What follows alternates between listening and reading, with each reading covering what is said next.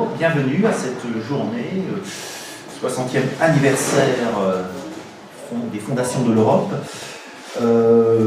journée du livre aussi, et je trouve que c'est une bonne idée de notre ami Yves Massé d'avoir pensé à faire un événement culturel de cet anniversaire et non pas politique, hein, quelques semaines des élections, donc je trouvais que le côté, l'approche culturelle me semble plus heureuse. Surtout que l'Europe, si on y pense, est avant tout une idée littéraire. C'est un continent de grands écrivains. Bon. Il y a une culture, particulièrement en France d'ailleurs, hein, une culture littéraire. Des grands hommes politiques étaient des grands écrivains aussi dans le passé. Aujourd'hui un peu moins, mais bon, vous prenez Charles de Gaulle, il a écrit ses mémoires. Mitterrand était un écrivain aussi. Bon, chaque homme politique écrit son livre aujourd'hui, mais les vrais écrivains, c'est quand même pas la même chose. Hein, voilà. Ils font souvent faire leurs livres par des écrivains publics. Donc je pense que le livre et l'Europe, c'est un mariage qui est un mariage important. Et là, aujourd'hui, je voudrais vous présenter mon dernier livre, le 5e, hein, sur Nietzsche, avec ce titre métaphorique « Et si la vérité était femme ». N'oublions pas que l'Europe, c'est aussi le continent où la femme s'est émancipée en premier, notamment les pays nordiques. Les pays scandinaves, on peut rappeler quand même que la première féministe est une romancière suédoise, Fredrika Bremer, qui a été d'ailleurs très proche de Kierkegaard, grand philosophe sur lequel j'ai écrit mon dernier livre.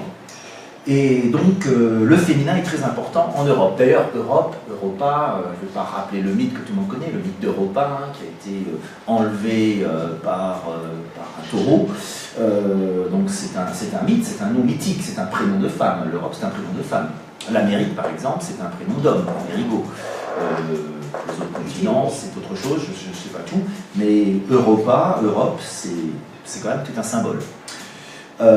Et si vous prenez les fondements gréco-romains, judéo-chrétiens aussi, mais gréco-romains, là avec Nietzsche, on sera plus dans l'aspect gréco-romain, puisqu'il a rejeté l'héritage judéo-chrétien, certainement à tort, mais bon, je le critique un petit peu là-dessus, mais en même temps, il a rectifié aussi des choses qui étaient des dérives, finalement, assez dommageables au christianisme. En fait, il attaque beaucoup plus Paul de Tarse que Jésus, hein, parce que pour Nietzsche, dans Antéchrist, le titre est trompeur, j'en parle pas mal dans mon livre, il fait de Jésus une sorte d'humaniste, hein, de défenseur des femmes, de chic type, quoi.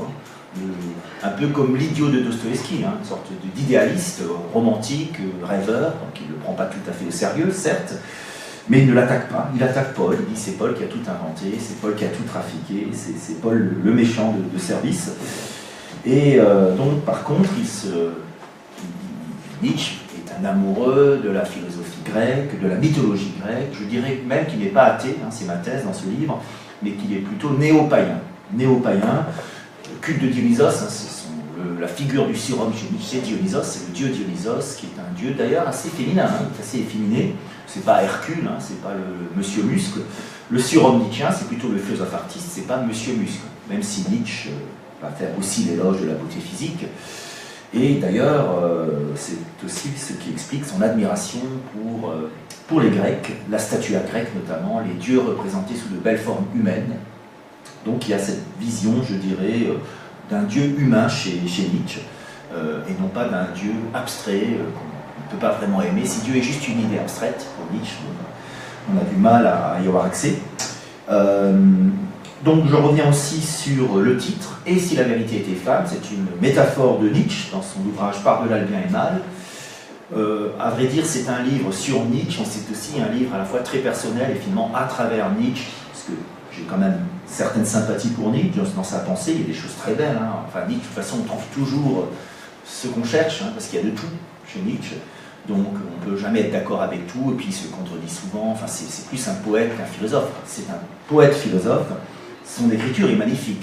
Déjà, quel que soit le contenu, quelle que soit notre pensée sur le contenu de Nietzsche, il y a des choses parfois un peu effrayantes, un certain élitisme, un culte de la force, de l'héroïsme, un côté très tragique, voire même parfois cruel, mais son écriture est magnifique. Donc pourquoi cette métaphore? Et si la vérité était femme? Je trouve qu'effectivement c'est quelque chose qui me parle. Vous avez dû remarquer qu'en France, notamment, la statuaire, elle est très axée sur les femmes. Les grandes statues, les grands symboles. Marianne, c'est une femme, c'est même une femme vivante. Actuellement, je crois que c'est toujours Laetitia Casta. Donc, c'est des belles actrices, en général, qui incarnent Marianne. La République, c'est une femme. La raison, c'est une femme. La justice, c'est une femme, etc. Vous voyez, les grandes idées, les grands idéaux sont représentés par des femmes et pas par des hommes. Les statues d'hommes aussi, les hommes vont représenter des choses plus directes. Donc c'est toute une symbolique du féminin. Et pour Nietzsche, si la vérité est femme, c'est pas forcément un éloge non plus. Hein. C'est à prendre, c'est ambigu, parce que Nietzsche, en même temps, il admire la femme, il aimait les femmes. Elles ne lui ont pas toujours rendu. Hein. Bon, il a eu pas mal de soucis avec les femmes, ce qui explique certains aphorismes assez durs sur les femmes. Il a eu un conflit avec sa sœur qui était notoirement amoureuse de lui, qui a gâché sa vie sentimentale et qui a interféré notamment dans sa relation avec Lou Salomé, qui est le grand amour de sa vie, hein, cette intellectuelle romancière russe qui deviendra psychanalyste, qui est représentée aussi, hein, j'ai mis sur la couverture du livre, les trois femmes qui ont compté pour Nietzsche, sa sœur, même si c'était négatif, pas que négatif, parce qu'elle a quand même sauvé son œuvre, hein, de l'oubli. Elle a quand même créé les archives Nietzsche. Sans Elisabeth Nietzsche, qui a beaucoup fait souffrir son frère, à cause de cet amour possessif, ben, l'œuvre de Nietzsche est inconnue. Donc, ils ont quand même cette gratitude vis-à-vis d'elle d'avoir sauvé l'œuvre de Nietzsche de la destruction ou du néant. Cosima Wagner, qui est l'épouse du grand musicien, compositeur, Richard Wagner, il y a eu un flirt aussi entre Nietzsche et Cosima, mais c'est pas allé jusqu'au bout, puisque Wagner a interféré, elle a dénoncé Nietzsche en disant à Wagner qu'il profitait de son absence pour lui faire la cour, et les deux hommes se sont fâchés. Bon. Nietzsche croyait d'ailleurs en Wagner comme au surhomme. Il a dit non, c'est pas possible, le surhomme il doit être au-dessus de ces histoires de jalousie, c'est pas possible. Un homme divin ne peut pas, d'autant plus que Wagner avait d'autres femmes ailleurs. Hein. Donc Nietzsche s'est dit, bon, il l'a mal pris. En plus, Wagner était antisémite, ce que n'était pas Nietzsche. Hein. Il faut le préciser, Nietzsche a été récupéré à travers Elisabeth Forster par les nazis, la canne de Nietzsche notamment, et certaines idées, le surhomme. Mais c'est Nietzsche pressentait d'ailleurs cette manipulation, en se méfiant des terribles simplificateurs. Les nazis ont été de terribles simplificateurs de l'œuvre de Nietzsche, en résumant Nietzsche au culte du héros, au surhomme, à la volonté de puissance, à l'élitisme, il y a plein d'autres choses. Certes, il y a des idées qui sont, il faut le dire, des idées un peu effrayantes chez Nietzsche. Hein.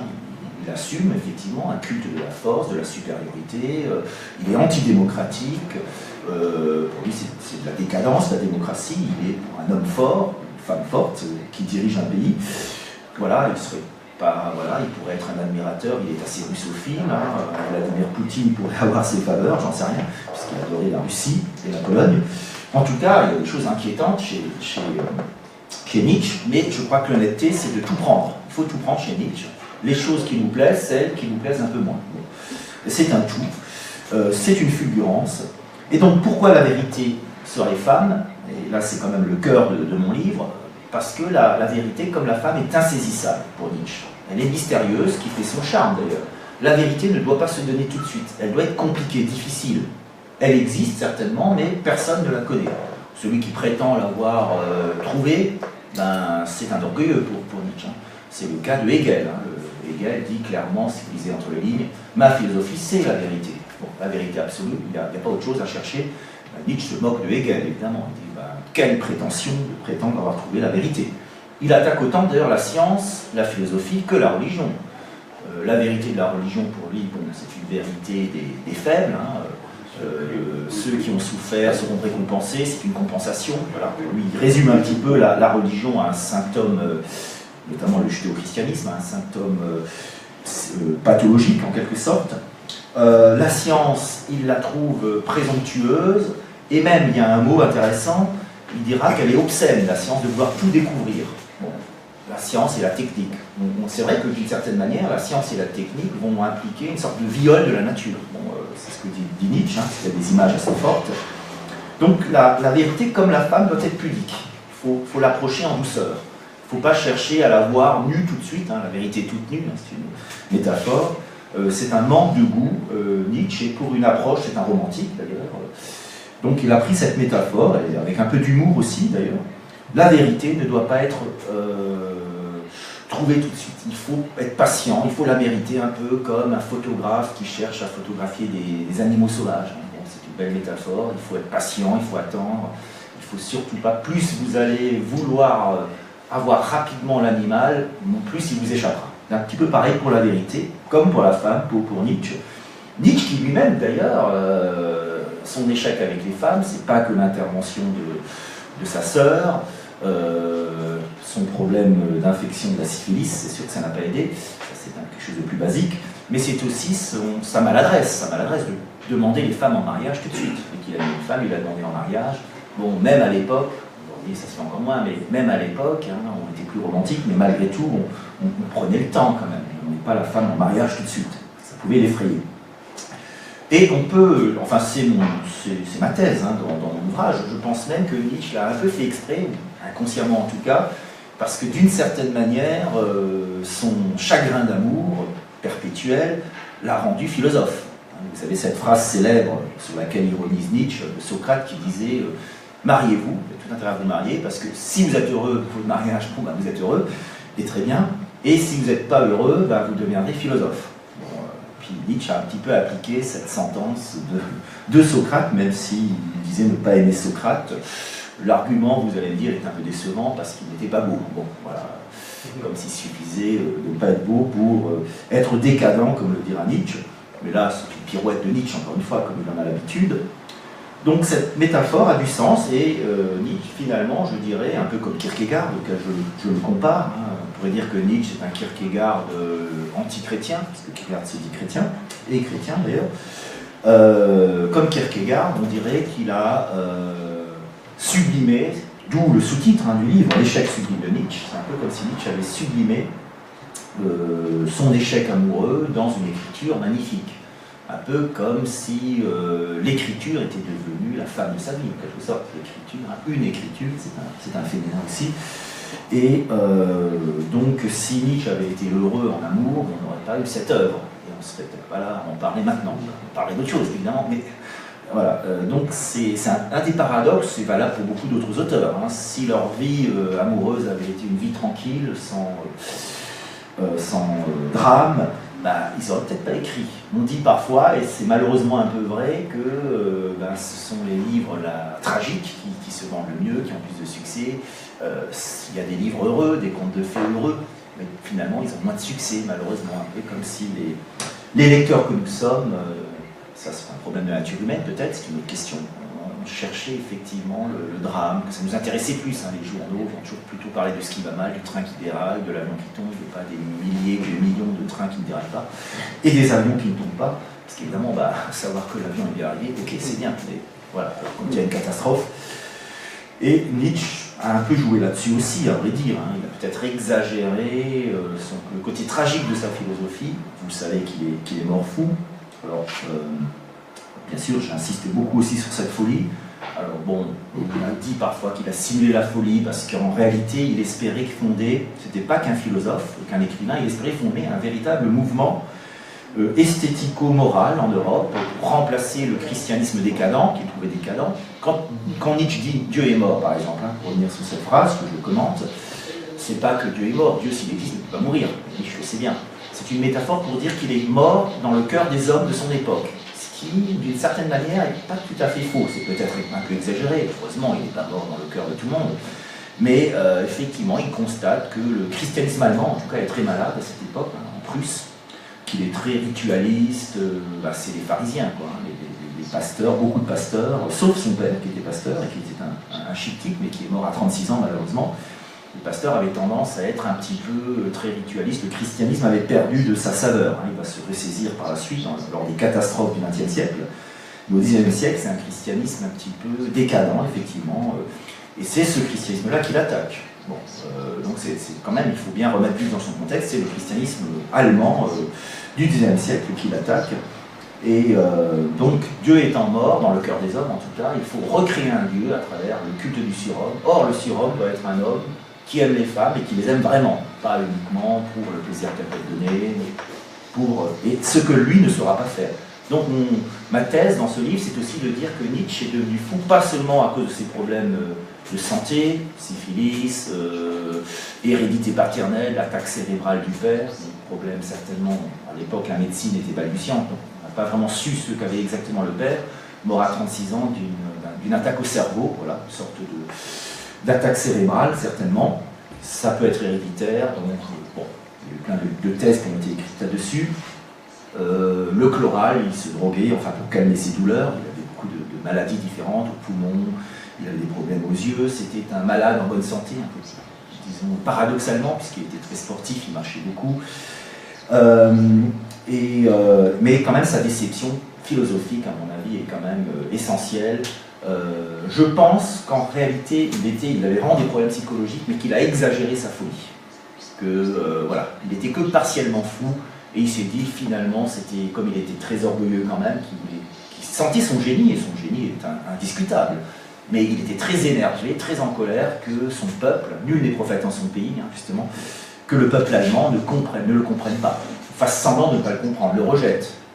De son vivant, il n'a vendu, si je puis dire, que 4 ouvrages, mais encore à compte d'auteur. C'est quand même fou quand on y pense. Aujourd'hui, ça fait les livres de Nietzsche se vendent comme des petits pains. Hein. C'est le philosophe qui s'achète le mieux, parce que bon, il est très populaire. Peut-être pourquoi est-il si populaire aujourd'hui? C'est aussi parce qu'il a pressenti les catastrophes du XXe siècle, et du XXe siècle, ça continue.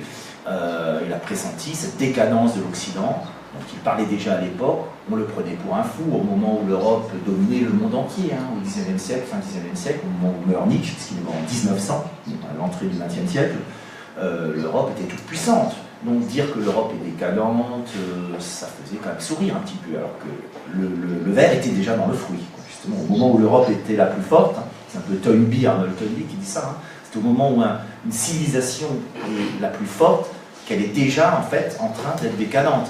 Un peu, si on prend l'organisme humain, c'est à la force de l'âge, vers 40-50 ans, le midi de l'âge, comme on dit, ben, c'est aussi là où finalement on commence à avoir quelques problèmes de santé, enfin, l'organisme est quand même en train de péricliter, d'aller vers la vieillesse et tout doucement vers la mort, vers la mort du corps en tout cas.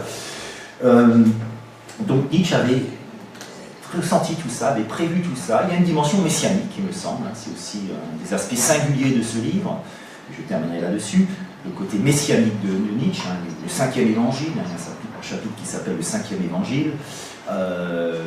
Nietzsche compare un peu au Christ, c'est vrai qu'il est célibataire toute sa vie, il n'a pas d'enfant, comme Jésus, il est persécuté, bon il ne va pas être crucifié, mais est-ce que sa folie c'est pas une forme de crucifixion? Je parle des 15 stations de Nietzsche, il y a 15 chapitres, et la station de trop c'est la folie. Nietzsche aurait peut-être préféré aller au martyre, d'une certaine manière, plutôt que de devenir fou. Bon. C'est la manière d'écrire aussi, en aphorisme, en parabole. Il y a des paraboles chez Nietzsche. Hein. C'est comme des paraboles. Hein. Quand vous lisez Ainsi parlait Zarathustra, on se dit, il dit j'écris une nouvelle Bible, un peu à l'envers, hein, enfin, avec des nouvelles valeurs qui sont le contraire même des valeurs judéo-chrétiennes. Nouvelle table de la loi. N'aime pas ton prochain, aime le lointain, par exemple. Bon, alors on peut se dire, là, il y a un côté, entre guillemets, peut-être presque sataniste. Enfin, les satanistes ont beaucoup repris Nietzsche, notamment Aleister Crowley, les satanistes anglo-saxons. Le satanisme soft, hein, plutôt, hein, c'est plus des lucifériens que, voilà. Ils ne pratiquaient pas de sacrifice humain, par contre, ils étaient quand même dans un certain libertinage, drogue, rock et sexe, hein, sexe, rock'n'roll. Bon, Aleister Crowley a inspiré ce mouvement, donc de contestation des valeurs traditionnelles, en quelque sorte. Nietzsche a été récupéré un peu partout, par l'extrême droite comme par l'extrême gauche, d'ailleurs. On peut faire dire un peu à Nietzsche tout ce qu'on veut, parce qu'encore une fois, il y a beaucoup de contradictions dans son œuvre. Alors, enfin, quand même, rappeler un peu la genèse de ce livre, hein, pour conclure mon bref exposé, si vous avez des questions avant la partie signature. On aura un petit temps pour ça, je pense, quelques minutes, voilà, pour vos questions. Bon, c'est effectivement, ce livre a une histoire, parce que j'avais écrit un livre qui s'appelle Le syndrome de Kierkegaard avant, et l'éditeur de l'époque, des éditions romaines, qui est un éditeur belge, qui malheureusement a dû arrêter, bon, m'avait demandé, c'était une demande, hein, il dit, vous ne pourriez pas faire la même chose que sur Kierkegaard, sur Nietzsche, ça serait intéressant. Je trouvais l'idée très, très ingénieuse, parce que c'est vrai qu'ils s'y prêtent, ces deux écorchés vifs, hein, deux philosophes tourmentés, qui vont finalement utiliser leur vie, qui vont finalement refléter leur vie dans leurs œuvres, hein, ils vont partir d'eux-mêmes, hein, de leur propre biographie pour écrire, hein, c'est ce qui m'intéresse finalement, c'est chez deux penseurs, deux écrivains. Et effectivement, j'ai essayé, pour être original, et l'éditeur actuel a aimé la singularité de la démarche, c'était non pas de faire comme avait fait Lou Salomé ou d'autres auteurs, partir des œuvres de Nietzsche et remonter à sa biographie, puisque comme le disait Nietzsche lui-même, tout écrivain se trahit dans ses œuvres, il trahit sa vie. Même un écrivain très abscon comme Emmanuel Kant, qui prend comme exemple, on a l'impression qu'il ne parle pas du tout de lui, mais en fait sa philosophie reflète sa manière d'être, d'une certaine manière. C'est fluide quelque part, bon, ça peut être analysé psychanalytiquement, comme le fera Freud par la suite. Donc Nietzsche, lui, assume effectivement cet aspect-là, mais moi j'ai fait la démarche inverse à Lou Salomé. J'ai lu son très beau livre Nietzsche à travers ses œuvres. Moi c'est le contraire, je vais plutôt partir de sa vie et pour aller vers les œuvres. Vous voyez, que le mouvement traditionnel pour un intellectuel, c'est de partir des œuvres et de voir ce qui dans les œuvres peut refléter son vécu. Là j'ai fait exactement l'inverse, je suis parti du vécu, donc il y a tout un aspect biographique dans mon livre, pas seulement sur Nietzsche, mais sur les différentes femmes de sa vie, d'où encore une fois le titre, La vérité, et si la vérité était femme, et pour voir en quoi son vécu, comment son vécu finalement va se manifester dans son œuvre. Pourquoi Nietzsche écrit ce qu'il a écrit finalement. Vous voyez, c'est une démarche un peu différente et un peu expérimentale à vrai dire, donc qui peut donner ce côté un petit peu iconoclaste, un peu singulier à ce livre, qui n'est pas tout à fait classable, mais bon, vous aurez le plaisir, j'espère, de le découvrir par vous-même. Je le rappelle juste qu'il y a 15 chapitres avec des titres parfois un petit peu humoristiques, par exemple quand, voilà, Elisa, je t'aime moi non plus, alors c'est une allusion à la chanson célèbre de Gainsbourg, Elisa. Capri c'est fini, là c'est Hervé Villard, ça rappellera des souvenirs à certains, les plus anciens parmi nous, voilà. Bon, génération des parents. Lou ne me quitte pas, la célèbre chanson de Jacques Brel, un petit côté un petit peu kitsch, voilà, mais je pense que Nietzsche s'y prête bien. Voilà. Après, il y a des chapitres avec des titres beaucoup plus sérieux, Dostoïevski et Kierkegaard sans dur, et c'est un mélange un peu des genres. Voilà, bon.